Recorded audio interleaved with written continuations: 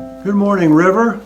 I'd like to read to you this morning from 1 Peter chapter 5, verses 8 through 9. And Peter says, "Be alert and alert and of sober mind. Your enemy, the devil, prowls around like a roaring lion, seeking for someone to devour. Resist him, standing firm in the faith, because you know that the family of believers throughout the world is undergoing the same kinds of sufferings, or the same kind of sufferings."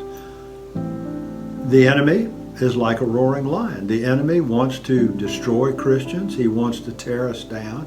He wants to defeat God. God is his enemy. And so he'll do anything to bring us down. Well, how do we deal with that? Number one, we have to resist him.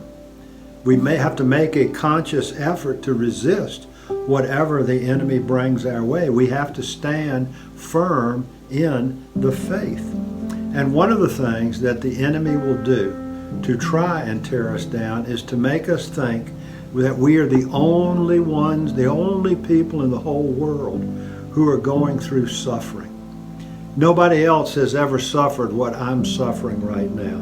But Peter tells us that's not true. You know that the family of believers throughout the world is undergoing the same kinds of sufferings. There's nothing new under the sun. There's no suffering that someone else hasn't endured as well. So take comfort in that. Take hope in that you are not alone. There are other believers who have and are suffering. And together, you just stand firm. You resist the enemy. James says, resist the enemy and he will flee from you. Find hope in that.